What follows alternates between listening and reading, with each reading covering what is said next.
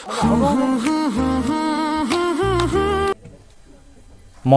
সৰ্বপ্ৰথমে আমাৰ সৃষ্টিকৰ্তা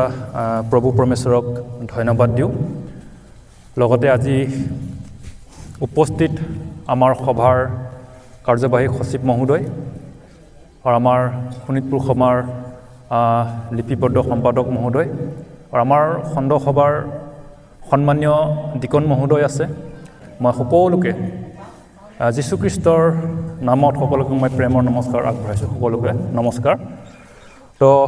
আজিৰ আমাৰ মূল উদ্দেশ্য হৈছে আমি সকলোৱে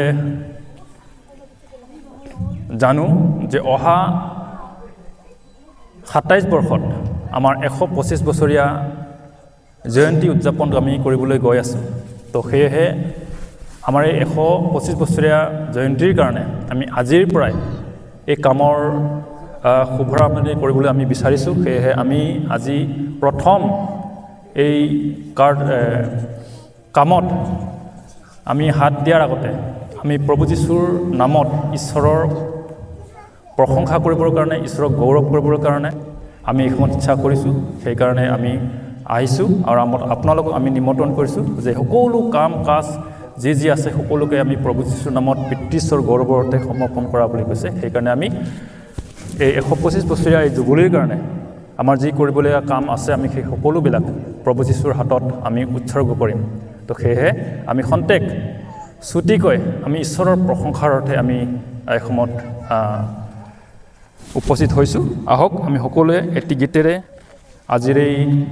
ছুটি কাৰ্যসূচী আমি আৰম্ভ কৰোঁ। আমি সকলোৱে ৬ নম্বৰ গীতটি গাম। হালেলুয়া তোমাৰ গৌৰৱ, হালেলুয়া আমেন, হালেলুয়া তোমাৰ গৌৰৱ, যি উঠক মোৰ মন। গীতমালা ৯০ নম্বৰ ২ পদ, মাত্ৰ এটা পদ পঢ়িম। পৰ্বতবোৰ উৎপন্ন হোৱাৰ আগেয়ে তুমি পৃথিৱী আৰু জগত সৃজন কৰাৰ পূৰ্বে অনাদিকালৰ পৰা অনন্তকাললৈকে তুমিয়েই ঈশ্বৰ। Praise the lord. তো আমি ১২৫ বছৰীয়া জুবলিৰ যিবিলাকে কষ্ট পৰিশ্ৰম কৰিলে এই মণ্ডলীখনক জীয়াই ৰাখিলে, ঈশ্বৰৰ সেই নিবিড় প্ৰেমৰ যোগেদি, ঈশ্বৰৰ দয়া অনুগ্ৰহৰ যোগেদি আমি সেই ব্যক্তিসকলক আমি সোঁৱৰণ কৰিবৰ কাৰণে, আমি তেওঁলোকৰ নামবিলাক জীয়াই ৰাখিবৰ কাৰণে আমি আজি এই ১২৫ বছৰীয়া জুবলি উদযাপনৰ কাৰণে আমি এটি স্মৃতি ৰখাবৰ কাৰণে আমি এটা স্তম্ভ নিৰ্মাণ কৰিবলৈ ওলাইছোঁ। সেইকাৰণে সেইটো আজিৰ পৰা আমি যি কাম ষ্টাৰ্ট কৰিব সেই সকলোবিলাক প্ৰভু যীশুৰ নামত আমি উৎসৰ্গ কৰিছোঁ। আৰু কৈছে তোমালোকে কাৰ্যত বা বাইকত তেওঁক স্বীকাৰ কৰা বুলি কৈছে। সেইকাৰণে আমি প্ৰভুক জনাব লাগিব, স্বীকাৰ কৰিব লাগিব। তো সেইকাৰণে এয়া আমাৰ নিজৰ স্বাৰ্থৰ কাৰণে নহয় বা আমাৰ আনন্দ উৎসৱৰ কাৰণে নহয়, আমি যাতে ঈশ্বৰৰ গৌৰৱ হয়, আমি যি কৰিবলৈ গৈছোঁ ঈশ্বৰৰ প্ৰশংসা হয়। তো তাৰ কাৰণে আমি সকলোবিলাক কাৰ্যসূচী প্ৰভু যীশুখ্ৰীষ্টৰ নামত পিতৃশ্বৰ গৌৰৱতে আমি সমৰ্পণ কৰিবলৈ বিচাৰিছোঁ। তো আজিৰ এই কাৰ্যসূচীত আমি আমাৰ নিমন্ত্ৰণ কৰা গণ্যমান্য ব্যক্তিসকলক আমি তেওঁলোকক সন্মান দিয়া চিনস্বৰূপে আমি আমাৰ মন্দিৰৰ তৰফৰ পৰা আমি অকণমান সময় তেখেতসকলক আমি সম্বৰ্ধনা জনাব বিচাৰিছোঁ। সেইকাৰণে আহক আমি আমাৰ মাজত উপস্থিত থকা আমাৰ সভাৰ কাৰ্যবাহী সচিব মহোদয় মাননীয় উপেন কুমাৰ ডাঙৰীয়া, তেখেত আমাৰ মাজত উপস্থিত হ'ল আৰু আমাক সকলোকে উৎসাহ উদ্দীপনা আমাক জনাইছে। আমি ধন্যবাদ দিছোঁ, আমি আনন্দিত হৈছোঁ। তেখেতে আমাৰ নিমন্ত্ৰণ ৰক্ষা কৰি আমাৰ মাজত উপস্থিত হ'ল। সেইকাৰণে আমি তেখেতক আমাৰ মন্দিৰ তৰফৰ পৰা সন্মান দিয়া চিনস্বৰূপে এটি ফুলাম গামোচাৰে আমি আদৰণি জনাবলৈ কাৰণে, সন্মান দিবলৈ কাৰণে আমি ওলাইছোঁ।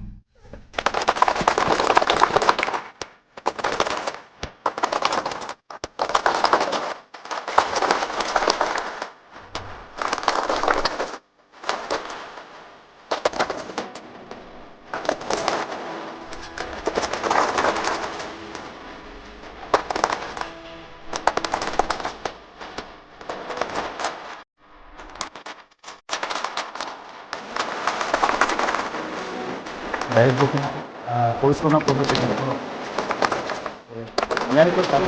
আমি এই জেৰুচালেম বাপ্তিষ্ট মণ্ডলীত ঈশ্বৰে আমাক এক আশীৰ্বাদ কৰিলে আজিৰ দিনটোত। আৰু এই সময়তে আমাৰ জেৰুচালেম বাপ্তিষ্ট মণ্ডলীৰ সন্মানীয় পালক মহোদয়, লগতে আমাৰ চাৰিদুৱাৰ খণ্ডৰ সন্মানীয় ডিকন মহোদয় আৰু আমাৰ শোণিতপুৰ বাপ্তিষ্ট খ্ৰীষ্টিয়ান সভাৰ প্ৰধান ৰেকৰ্ডিং ছেক্ৰেটাৰী মহোদয় আৰু বিভিন্ন চাৰিদুৱাৰ খণ্ডৰ বিভিন্ন মণ্ডলীৰ পৰা অহা নেতা চলাওতা পালকসকল, সহকাৰী পালকসকল আৰু নেতাসকল আৰু লগতে আমাৰ চাৰিদুৱাৰ খণ্ডৰ মহিলা সভাৰ নেতা চলাওতাসকল আৰু বিভিন্ন মণ্ডলীৰ পৰা অহা যি আমন্ত্ৰিত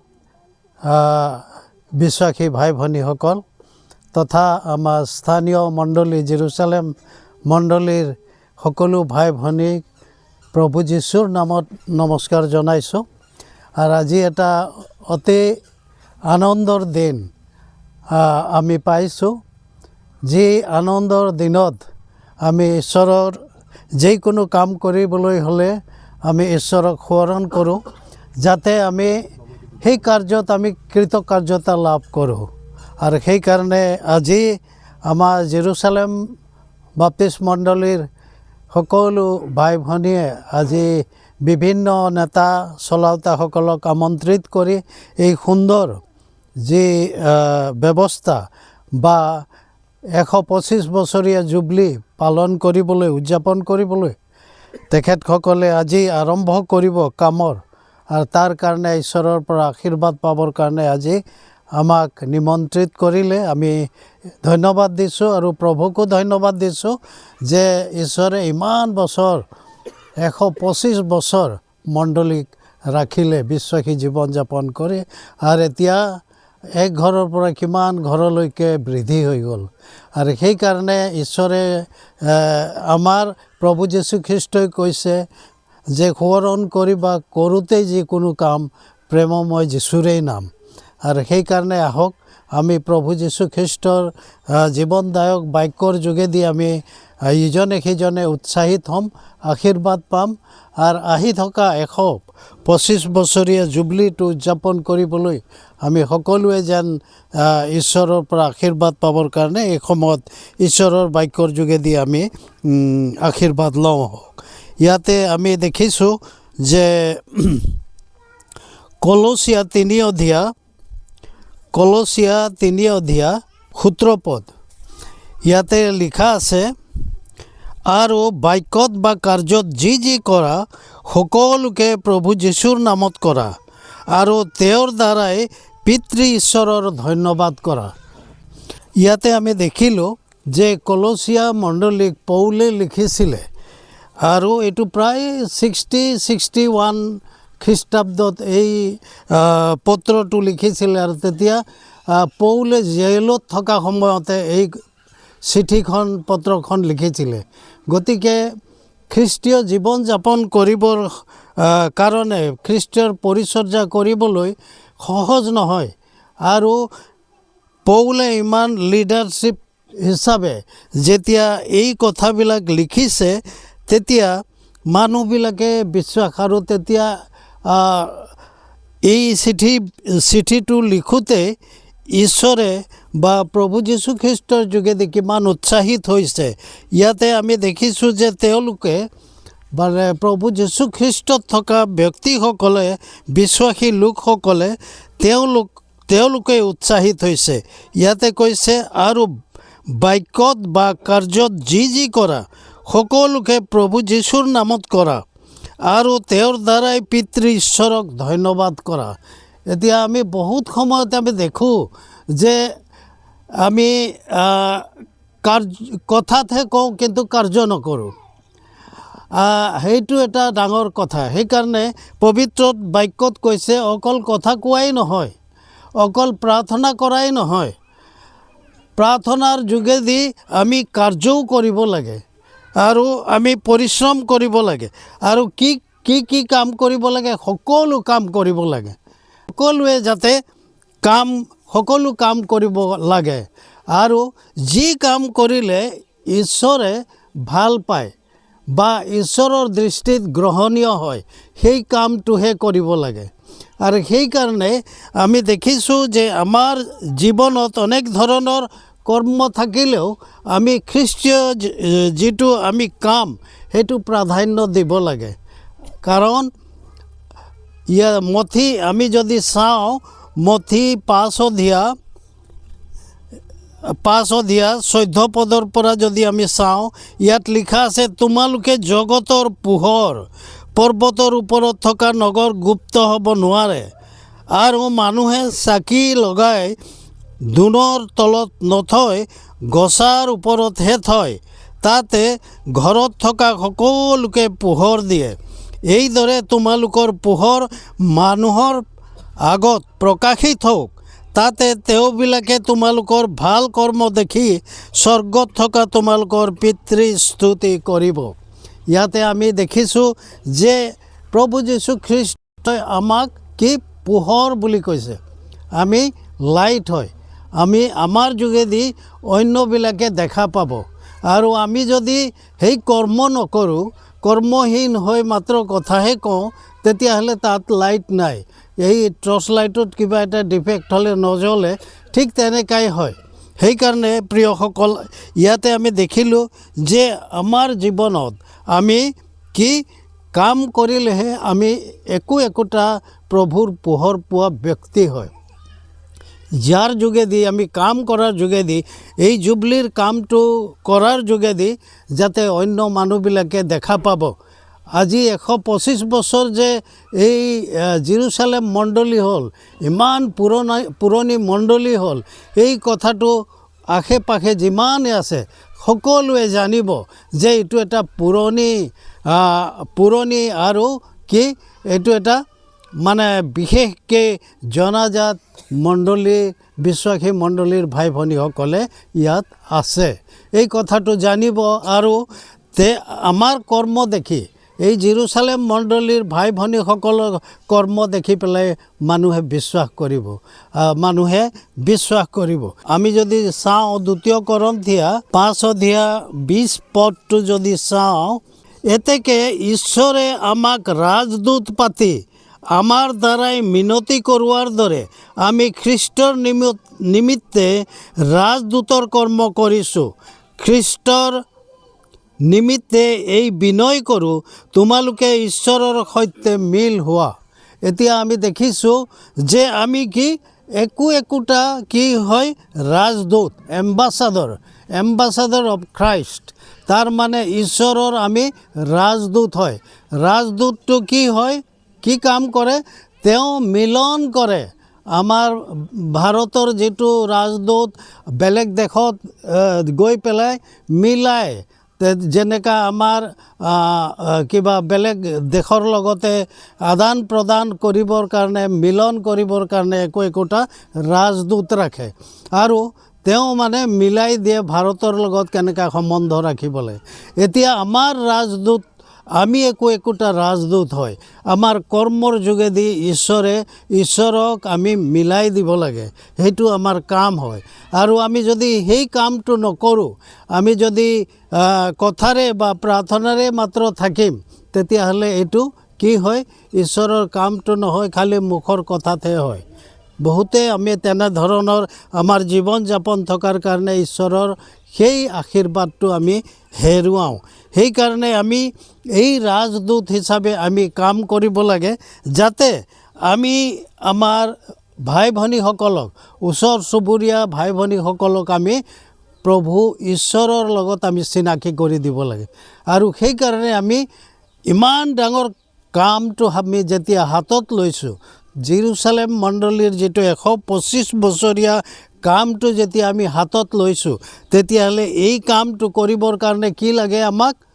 পৰিশ্ৰম লাগে পৰিশ্ৰম কেতিয়া হয় আমাৰ যেতিয়া ইউনিটিটো একতা যেতিয়া হয় আমাৰ মাজত যদি একতা থাকে তেতিয়াহ'লে আমি ডাঙৰতকৈ ডাঙৰ কাম কৰিব পাৰোঁ আৰু ঈশ্বৰে সেই একতাত আশীৰ্বাদ কৰে। আমি দেখিছোঁ যে মথি 17 অধ্যায়ত তাত লিখিছে, যেতিয়া প্ৰভু যীশুখ্ৰীষ্ট এই জগতত আছিলে আৰু তেওঁ ক্ৰুচত হয়, তেওঁ মৃত্যু হয় আমাৰ কাৰণে, তেওঁ মৃত্যু হৈ পেলাই পুনৰ উঠি তেওঁ যোৱাৰ আগতে তেওঁ যেতিয়া প্ৰাৰ্থনা কৰিছে পিতৃৰ ওচৰত, তেতিয়া তেওঁ কি প্ৰাৰ্থনা কৰিছে যে হে পিতৃ, এই যে তুমি যি বিশ্বাসী ভাই ভনীসকলক মোক দিলা, এই বিশ্বাসী ভাই ভনীসকলে তেওঁলোকে এতিয়া মিলেৰে আছে আৰু তেওঁলোকে যাতে এক হৈ থাকে, তেওঁলোকৰ ইউনিটিটো যাতে এক হৈ থাকে, তেওঁলোকে মিল হৈ থাকে আৰু সেই মিলনৰ যোগেদি অন্যবিলাকেও যেন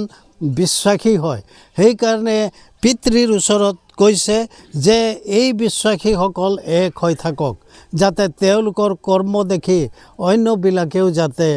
বিশ্বাস কৰিব। পিতৃ ঈশ্বৰে সদায় আশীৰ্বাদ কৰিবলৈ ইচ্ছা কৰে। আমি যদি পৰিশ্ৰম কৰোঁ, আমি যদি পিতৃৰ কাম কৰোঁ, প্ৰভু যীশুখ্ৰীষ্টৰ কাম কৰোঁ, আমি যিটো এম্বাচাডাৰ হিচাপে, যিটো ৰাজদূত হিচাপে আমি মিলাবৰ কাৰণে আমাক যি দায়িত্ব দিছে সেই কাম কৰি যাওঁ, যেতিয়া আমি এক হৈ পেলাই আমাৰ 125তম জুবলিটো যেতিয়া আমি পাম 2027 চনত, তেতিয়া আমি দেখা পাম যে হয় জেৰুচালেম মণ্ডলী আৰু ওচৰত থকা ভাই ভনীসকলে চব একগোট হৈ পেলাই সহায় কৰাৰ কাৰণে আজি সুন্দৰভাৱে এই যিটো জুবলিটো উদযাপন কৰিব পাৰিছোঁ। আজিৰ সেই দিনটো আমি সোঁৱৰণ কৰি আহক, আজি আমি যাতে একতাৰে থাকোঁ। ঈশ্বৰৰ প্ৰভু যীশুখ্ৰীষ্টৰ যি ইচ্ছা যে সকলো ভাই ভনী এক হৈ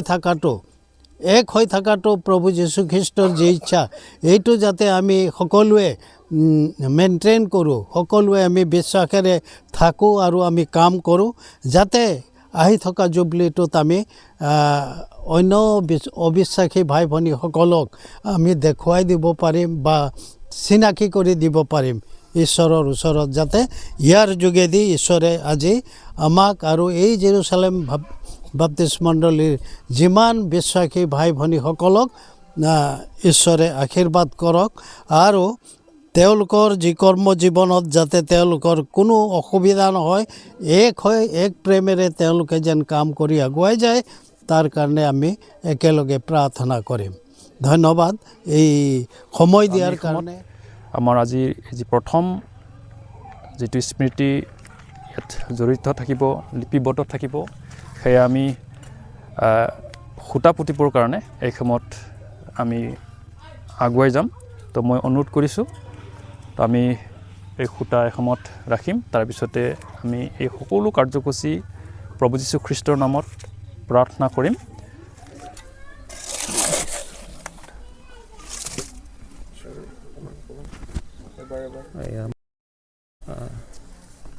এই সময়ত পিতা পুত্ৰ পবিত্ৰ আত্মাৰ নামত এই জুবলিৰ যি আৰম্ভণি কামটো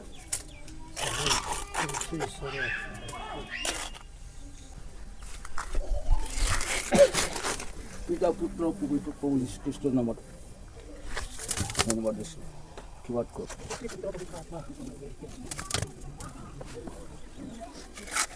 যীশুৰ নামত।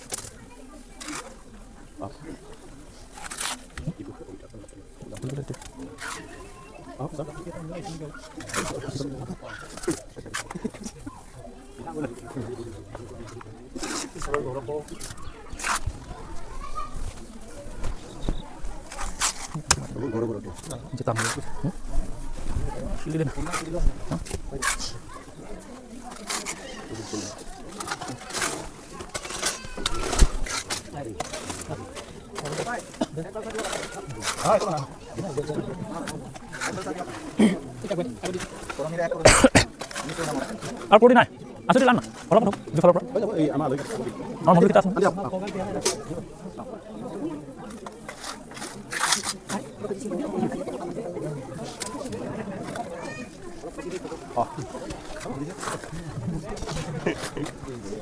এটা লয় না কুচি বলে কর একটু না হয়তো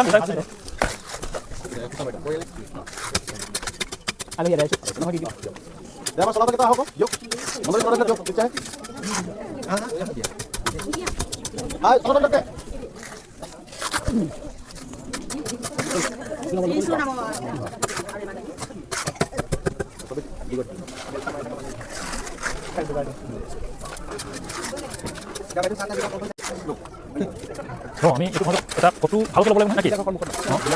মহিলা ফটো চাফা গুচি যাবগৈ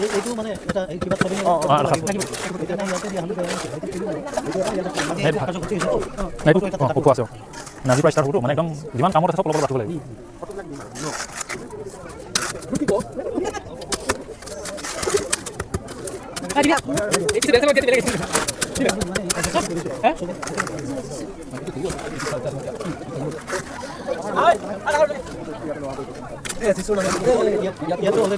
ফটো মাৰা আছে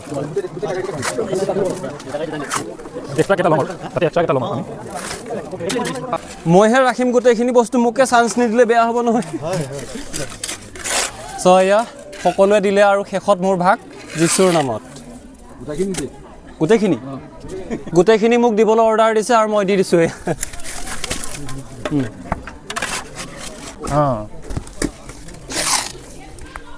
পিতা পুত্ৰ পবিত্ৰ আত্মাৰ নামত অকল যীশুৰ নামত অকল যীশুৰ নামত অকল প্ৰভু যীশুৰ নামত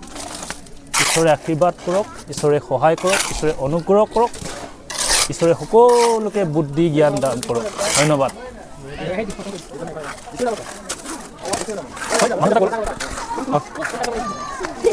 সঁচাকৈ আজি আমাৰ বাবে বহুত আনন্দৰ দিন হয় আজিৰ পৰা আমাৰ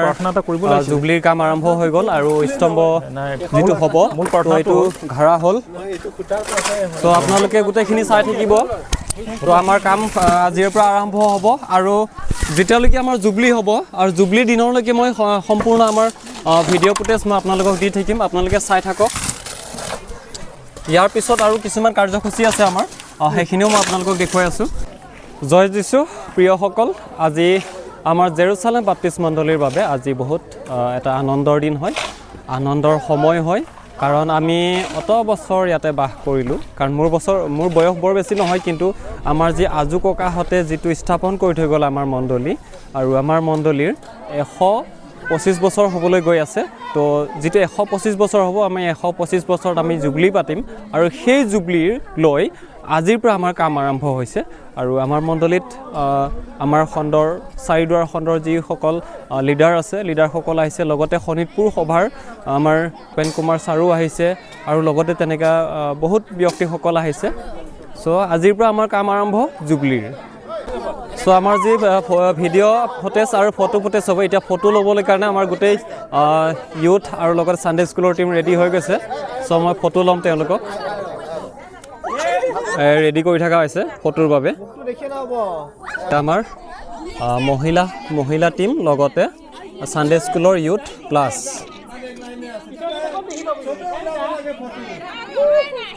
চ' এই আমাৰ এতিয়া ফটো চলি আছে এয়া হ'ল আমাৰ আলহীসকলৰ লগত আজিৰ প্ৰগ্ৰেম বৰ্তমান শেষ হৈ গ'ল আৰু এতিয়া চাহৰ যোগাৰ চলি আছে লগতে অতিথিৰ বাবে ভাতৰ যোগাৰো আছে চ' তাকে অলপ দেখুৱাইছোঁ আপোনালোকক ৰান্ধনীসকলক কাম কৰি আছে গোটেইখিনিয়ে মিলি খুব ধুনীয়াকৈ সকলোৱে মিলি জুলি কাম কৰিছে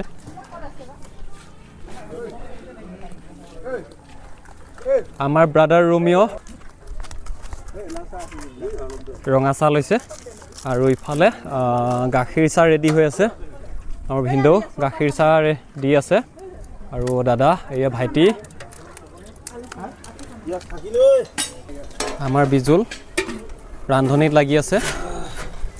আৰু ইফালে আৰু এজন ৰান্ধনীত লাগি আছে আজিৰ আইটেম কি আছে এই তেলাপাৰা ভাজি তাৰপৰা ব্ৰইলাৰ মাংস মাছ কাৰী